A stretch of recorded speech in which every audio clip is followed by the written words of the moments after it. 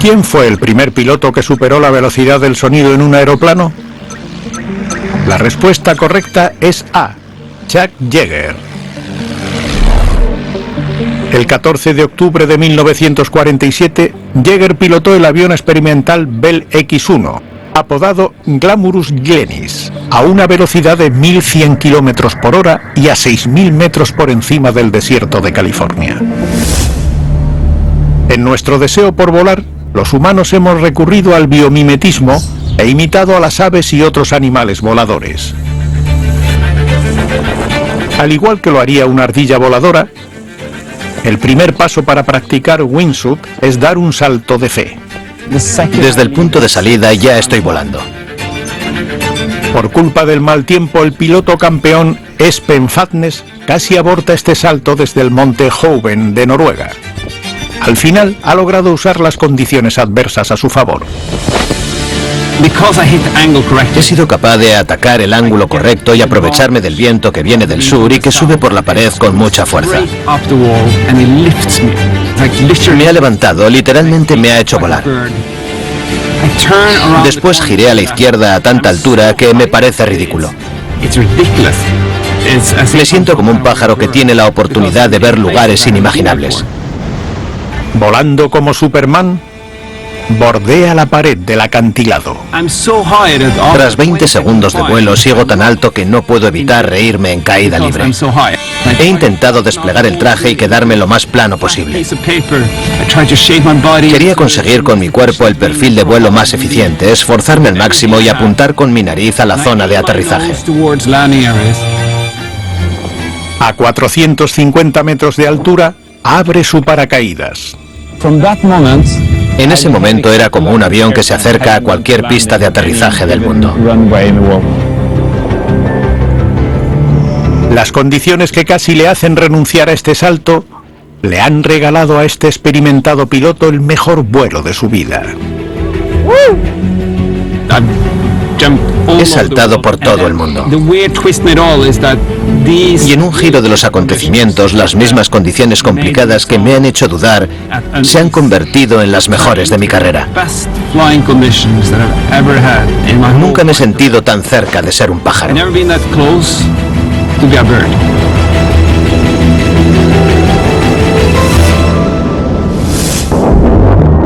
Con trajes de ardilla o sobre aviones a motor, nuestra obsesión por alcanzar el cielo a gran velocidad no se detiene. En los años 60, unos pilotos de prueba militar con una amplia formación se convirtieron en los primeros astronautas americanos. Hoy podemos sacar un billete al espacio sin experiencia previa. En febrero me dieron la noticia de que iría al espacio en mayo. ¿Cómo es posible? El secreto se esconde detrás de una estrategia única de viajes al espacio. El empresario británico Richard Branson puso en marcha en 2004 los viajes espaciales con la compañía Virgin Galactic.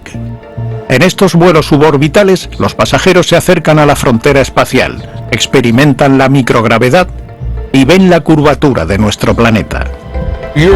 Vuelas casi 10 veces más alto que un avión comercial. Puedes ver la esfera terrestre por encima de la atmósfera y ver la línea azul que rodea su borde.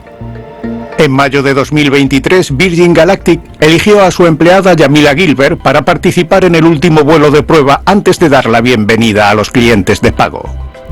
Para esta mujer de 34 años fue una sorpresa absoluta después de varios años trabajando en el departamento de comunicaciones de la empresa.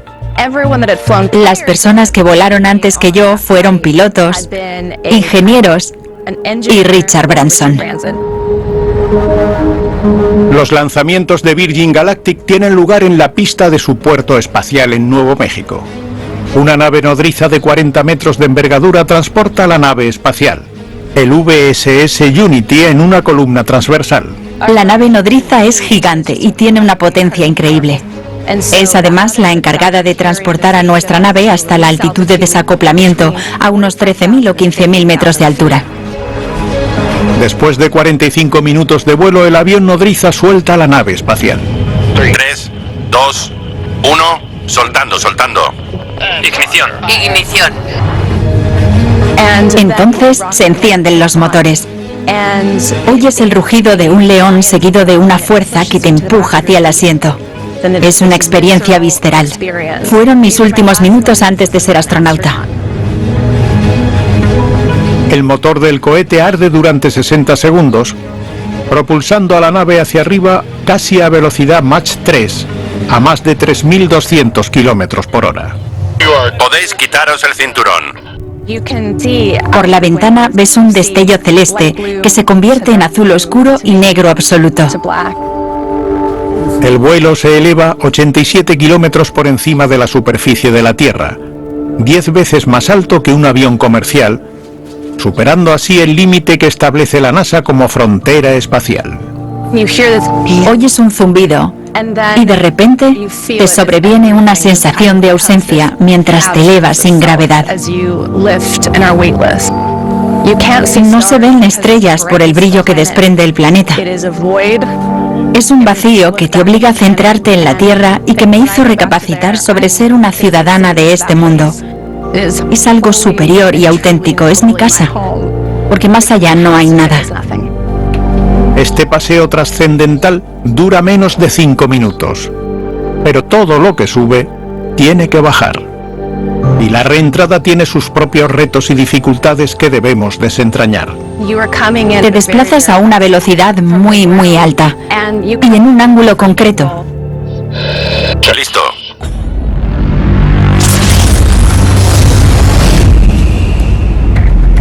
Cualquier piloto, ya sea de un planeador o de un avión que supere la velocidad del sonido, te dirá que lo más difícil de volar es el aterrizaje.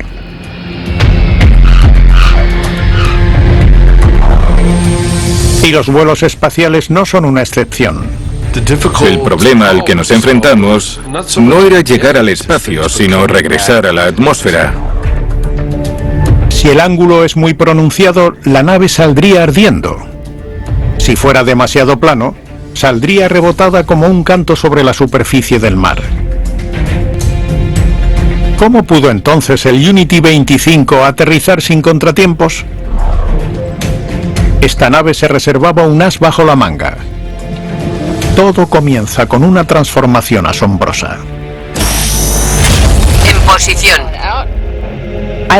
Me gusta decir que la nave hace yoga. En realidad se encoge y desciende con las alas apuntando hacia arriba. Al igual que las plumas de un volante de bádminton, la orientación hacia arriba de las alas hace que la nave exponga su parte inferior.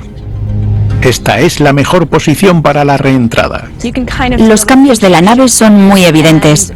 Después, las alas bajan y vuelves a casa a bordo de un planeador.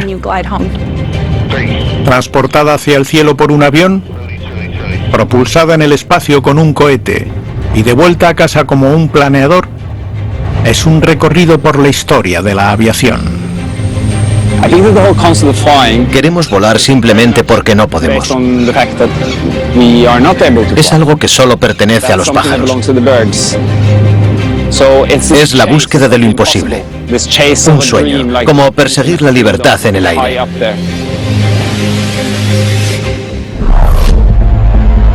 En la actualidad, un dron no tripulado recorre la superficie de otro planeta.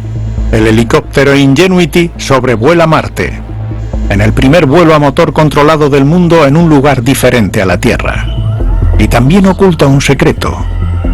Debajo de sus placas solares hay un trozo de tela del tamaño de un sello postal. La NASA colocó un fragmento del avión de los hermanos Wright en esta misión a Marte. Algún día, cuando alguien recoja ese helicóptero, podrá recuperar ese pequeño fragmento del aeroplano de los Wright. La nave se catapulta hacia el aire en el primer vuelo registrado. Desde las dunas de Kitty Hawk a las arenas rojas de Marte, hemos vivido 100 años de descubrimientos. Un siglo en el que la humanidad ha pasado de estar atada a la Tierra a poder surcar los cielos.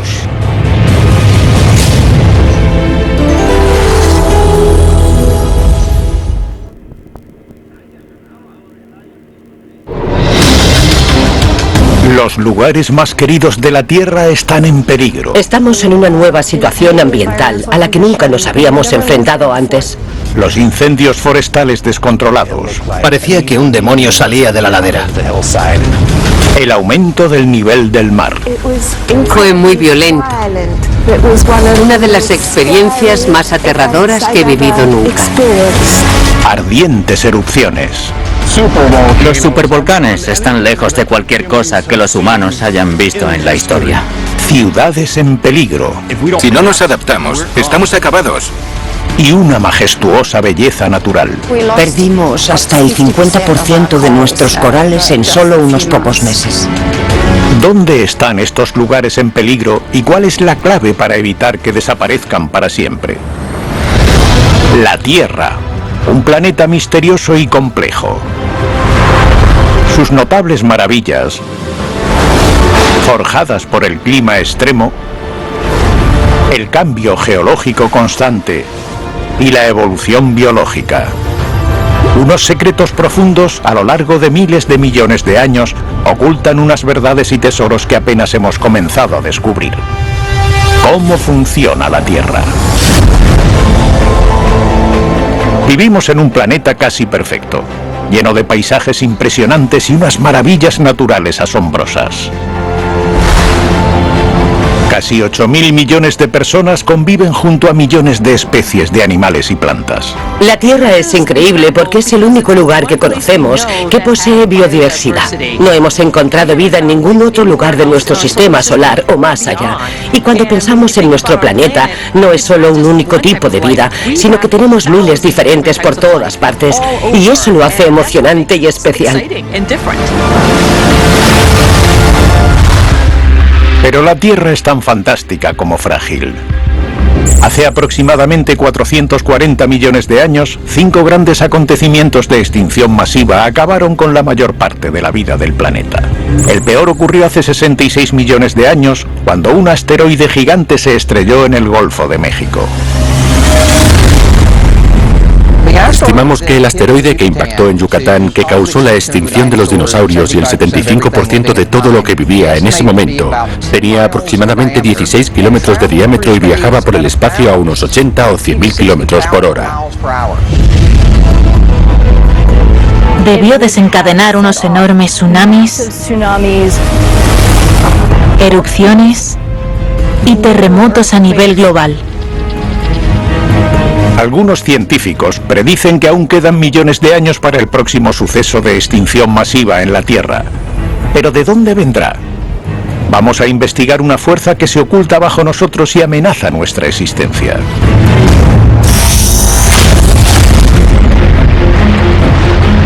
Las erupciones volcánicas tienen el poder de destruir ciudades enteras, alterar el clima global y perturbar las economías mundiales. Las zonas habitadas que se desarrollan alrededor de los volcanes siempre están en riesgo de ser destruidas.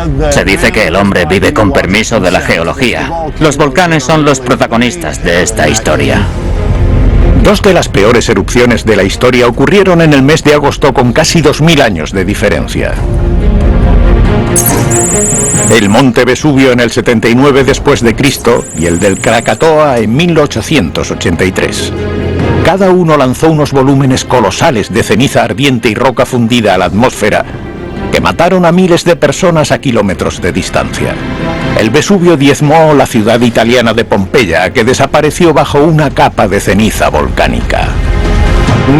Nadie pudo sobrevivir dentro de la ciudad. Parece que la mayoría murieron asfixiados por el calor y luego quedaron enterrados por la ceniza. El Krakatoa directamente explotó. Esta tremenda explosión enterró 2/3 de la pequeña isla Indonesia y se sintió a casi 5.000 kilómetros de distancia. El Krakatoa era un volcán en el océano. Todo se convirtió en una olla a presión. Y cuando explotó dentro del agua, gran parte de esa energía se transfirió directamente al océano.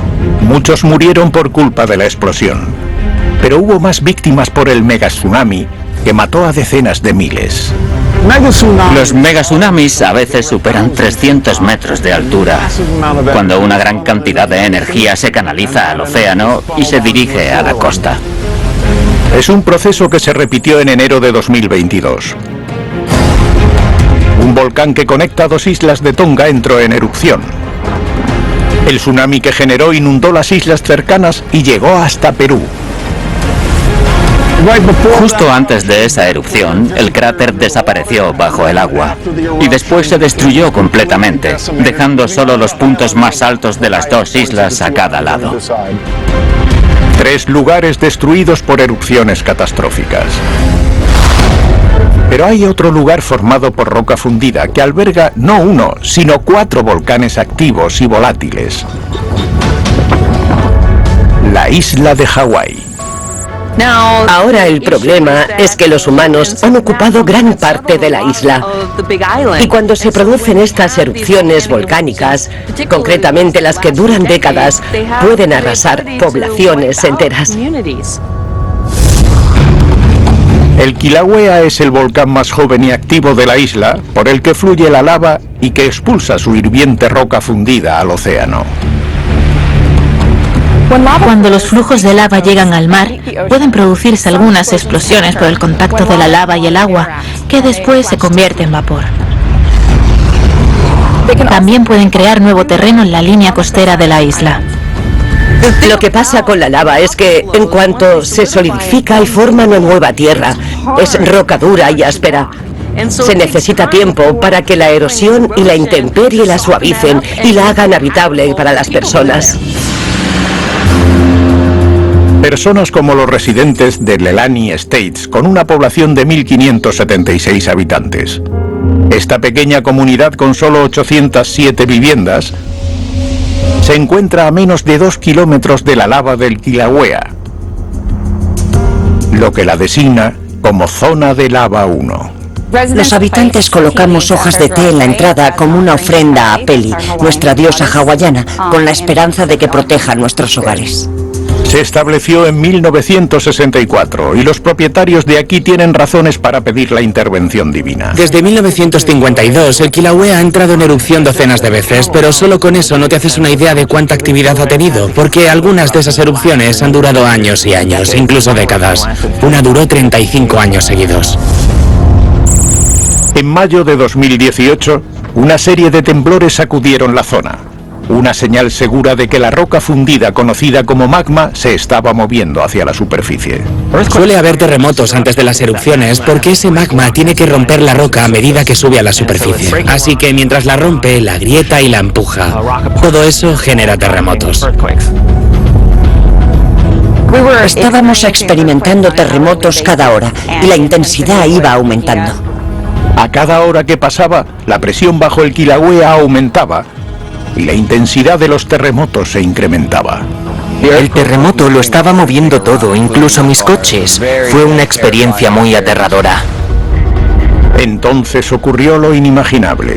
El Kilauea entró en erupción, abriendo grietas conocidas como fisuras en la superficie. La erupción de 2018 comenzó a afectar áreas residenciales de inmediato, porque la primera fisura se abrió justo en mitad de la subdivisión de Leilani Estates. Aunque la primera fisura era relativamente pequeña, la lava salió a la superficie e inundó rápidamente la zona. La primera fisura que se abrió en mi vecindario estaba a unos 300 metros de distancia. El flujo de lava rodeó la mayor parte. Empecé a asustarme cuando vi el caos que había en el vecindario. En los días siguientes, la situación pasó de mala a peor. Teníamos lava por nuestras calles y se llevó por delante estructuras que nunca imaginamos que podría alcanzar. ¿Sobrevivirá Leilani Estates a la ardiente lava o desaparecerá para siempre?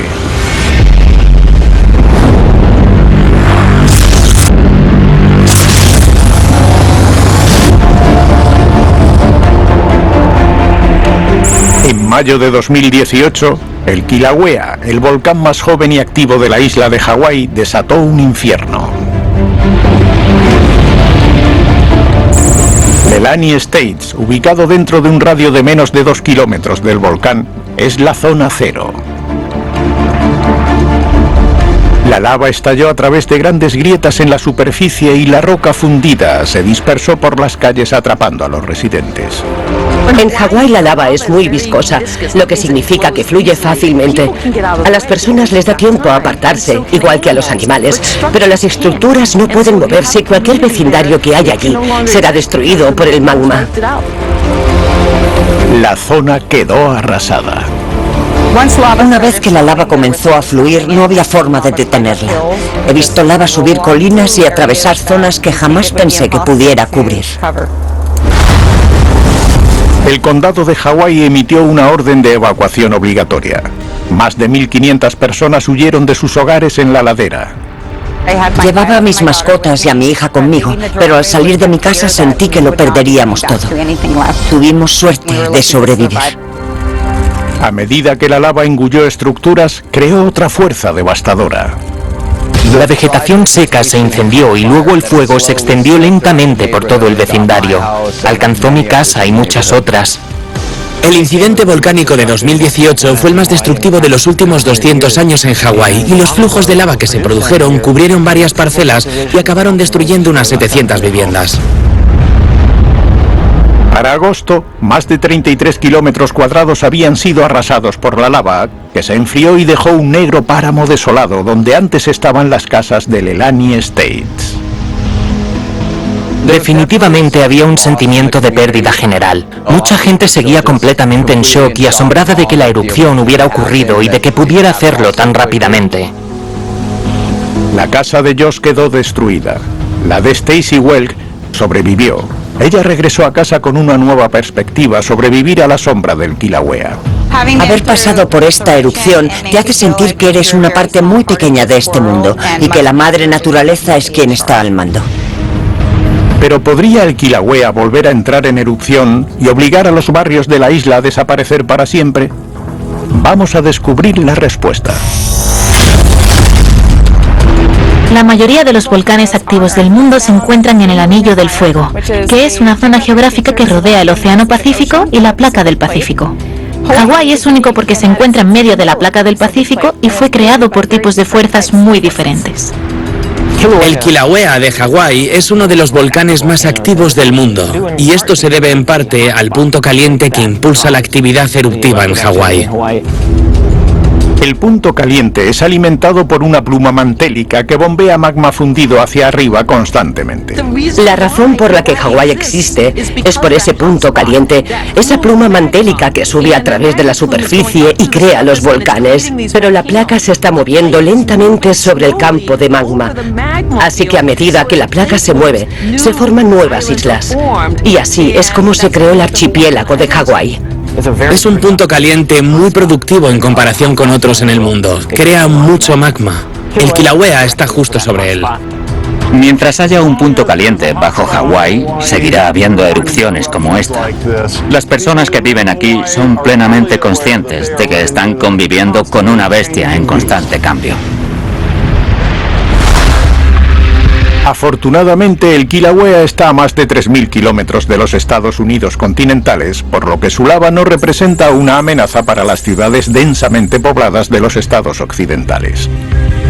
Pero hay otro volcán más cercano, y es tan grande que los científicos lo llaman un supervolcán. Lo que hace a un supervolcán es la enorme cantidad de magma que tiene debajo. Y la liberación de solo una parte puede ser una erupción tan violenta y grande que puede alterar no solo el clima, sino la vida en general.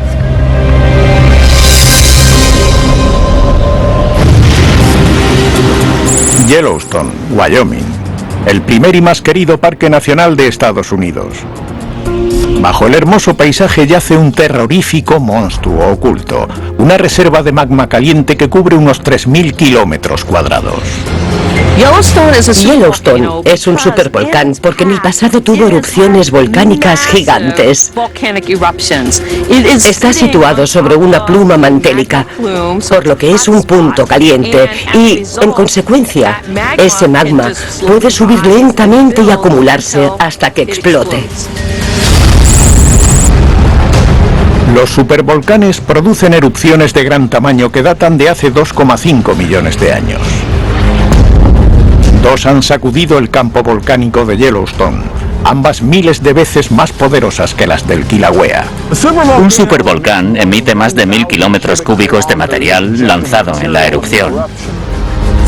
Imagina lo que pasaría si cubriera todo el territorio continental de los Estados Unidos. Habría casi 30 centímetros de ceniza. Algunos sugieren que si Yellowstone erupciona, será la explosión más grande en la historia de la humanidad, lo que plantea la pregunta de si seríamos capaces de sobrevivir. No hay forma de esconderse. Podrías estar en Australia o incluso en la Antártida y sentirías sus efectos.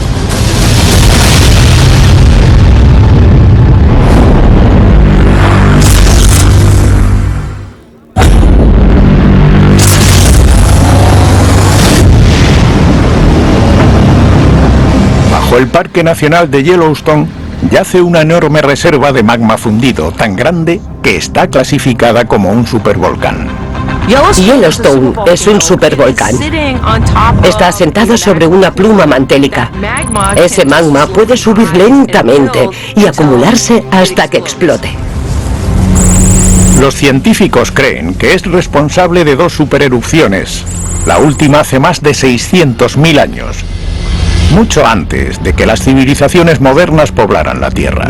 Las erupciones volcánicas que ocurrieron como supervolcanes en la cadera de Yellowstone están lejos de cualquier cosa que los humanos hayan visto en la historia.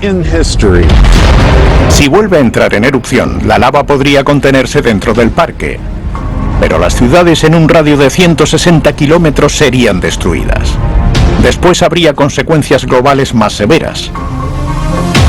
Los científicos descubren qué sucede con la vida en la Tierra después de una supererupción. No hay forma de esconderse. Podrías estar en Australia o incluso en la Antártida y sentirías sus efectos. Habría tanta ceniza en la atmósfera que básicamente bloquearía la entrada de radiación solar. Se establece un invierno volcánico. Las temperaturas globales bajan. Las cosechas se pierden y el ganado muere. Y con la disminución de la radiación solar, la vida en la Tierra empieza a sufrir. El grano se perdería. Habría una hambruna terrible en todo el mundo. Sin embargo, los principales científicos y vulcanólogos dicen que la probabilidad de una supererupción en Yellowstone es muy baja. La buena noticia es que, aunque la cámara magmática ha aumentado casi 3 veces su tamaño desde que comenzamos a controlarla, nuestras mejores estimaciones son que no erupcionará durante otros 90.000 años, más o menos. A casi 13.000 kilómetros de Yellowstone, otra maravilla natural peligra: la Gran Barrera de Coral. Con una extensión de 2.300 kilómetros, es el sistema de arrecifes de coral más grande del mundo. La Gran Barrera de Coral es uno de los ecosistemas más biodiversos del planeta. Tenemos 450 especies de coral y hay alrededor de 1.600 especies de peces de arrecife. Es un ecosistema importante a nivel global. Su valor es incalculable para todo el planeta. Pero este tesoro global está en riesgo de desaparecer. En las últimas 3 décadas, la cobertura de coral ha disminuido en casi un 50%. El cambio climático amenaza el futuro de este diverso y complejo ecosistema, y los científicos ven una catástrofe ambiental en proceso. El cambio climático impacta directamente sobre la Gran Barrera de Coral a través del aumento de las temperaturas del agua y los cambios en la acidez del océano. Los niveles de CO2 han estado aumentando constantemente durante los últimos 100 años y sabemos que las emisiones originadas por los humanos son la causa principal de estos aumentos. Para sobrevivir, los corales dependen de las pequeñas algas que viven dentro de sus tejidos. Pero los mares cálidos, debido a las emisiones de carbono, producen una respuesta de estrés, y los corales expulsan su principal fuente de energía. Esas algas les dan a los tejidos de coral todo su color, así que en cuanto las expulsan, los tejidos se vuelven transparentes y lo único que se ve es su blanquecino esqueleto. Es un proceso conocido como blanqueamiento del coral. En la Gran Barrera de Coral, esto ocurre a gran escala. Han perdido sus fuentes de energía, las pequeñas algas que viven dentro de sus tejidos, y esto causa una reducción significativa en su energía. Si no pueden suplementarla alimentándose del agua, entonces se agotarán y acabarán muriendo de hambre. Los sucesos de blanqueamiento que hemos visto en la Gran Barrera de Coral en los últimos 5 años han sido bastante intensos. De los 3 incidentes, el que vimos en 2016 ha sido el más devastador, donde perdimos hasta el 50% de nuestros corales en solo unos pocos meses. Pero que los mares sean más cálidos no es la única causa de preocupación. Un peligro inimaginable acecha en el agua. Las estrellas de mar corona de espinas tienen una toxina llamada saponinas en sus espinas. Si te pinchas con una, te puede provocar una reacción muy desagradable a esas toxinas. Hay millones viviendo en el arrecife y pueden ser dañinas para los humanos, pero para los corales son asesinas despiadadas.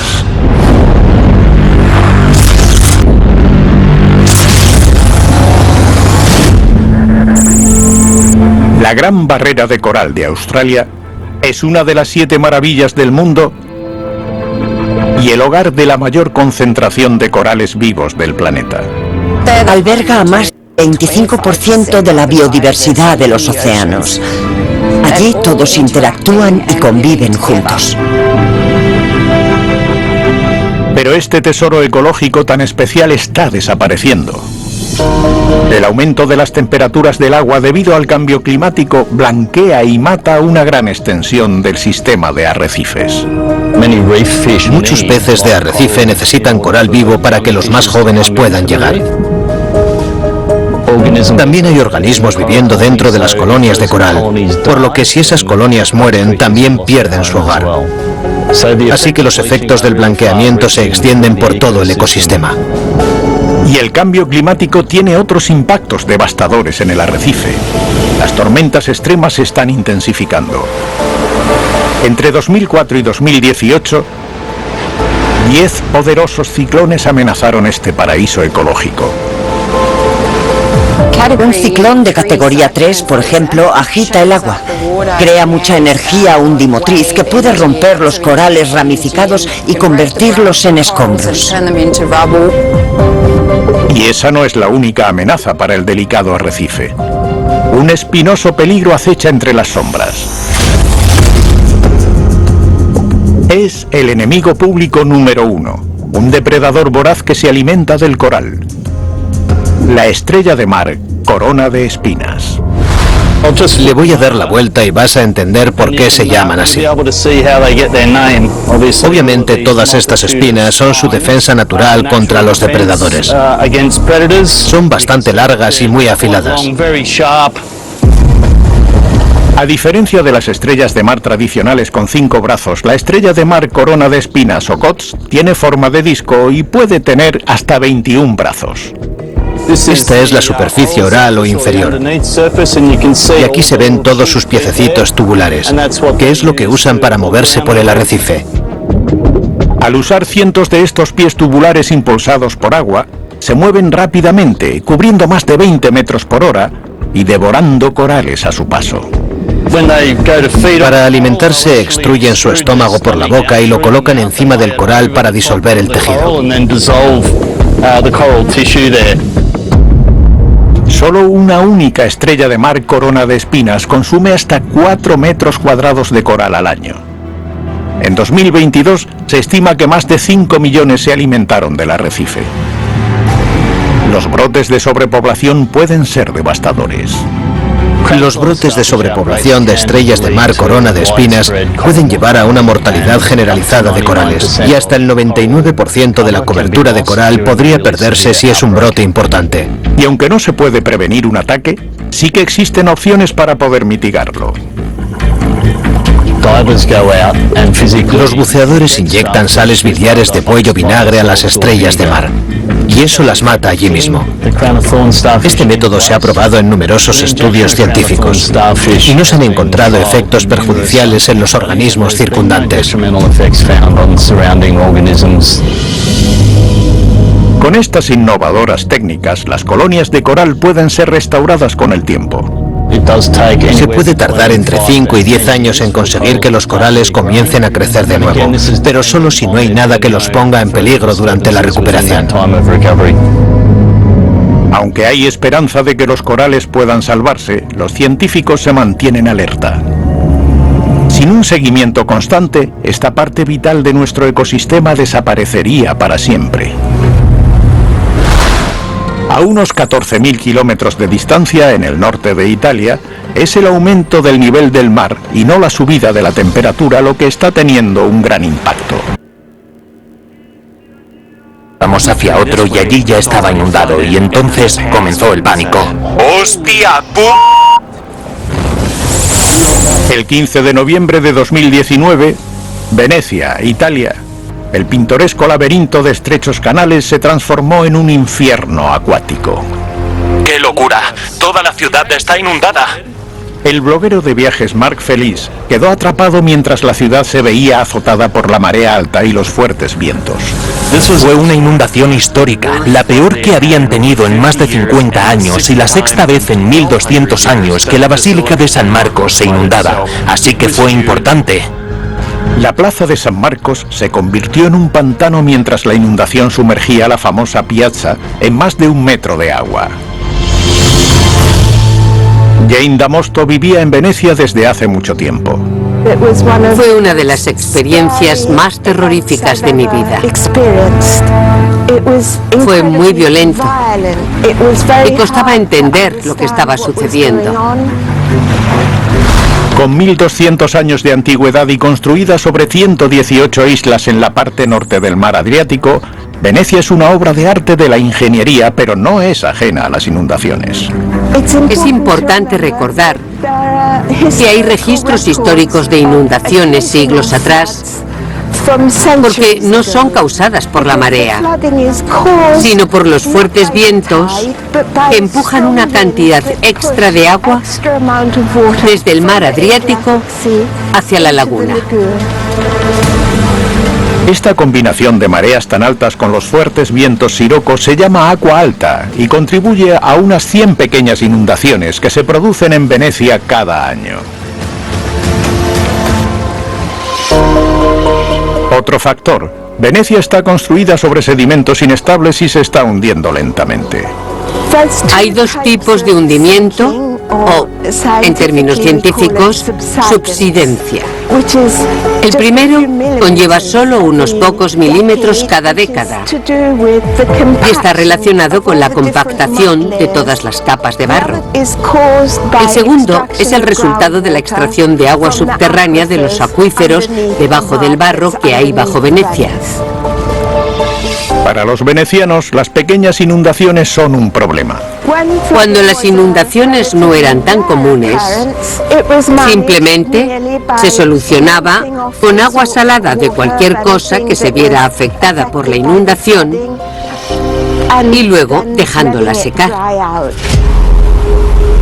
Pero a medida que esta ciudad de canales continúa hundiéndose y los niveles del mar suben, en ocasiones como la del 2019, el agua alta se descontrola. El agua nos llegaba a los tobillos, luego a las rodillas y después casi a la cintura. Se veían ratas muertas flotando en la calle. Si te digo la verdad, lo que más recuerdo es el olor a alcantarilla del agua. ¡Oh, ¡qué asquerosidad! Ante la posibilidad de que Venecia desapareciera, se elaboró un ambicioso plan para salvar la ciudad. ¿Puede una extraordinaria obra de ingeniería mantener a Venecia en el mapa o se acabará perdiendo en el mar? El futuro de Venecia depende de un sistema de defensa contra inundaciones que funcione. La ciudad de Venecia, Italia, tiene 177 canales llenos de agua, aunque algunos son demasiado pequeños para poder navegar y otros simplemente son callejones sin salida. ¿Cuántas calles reales hay en Venecia?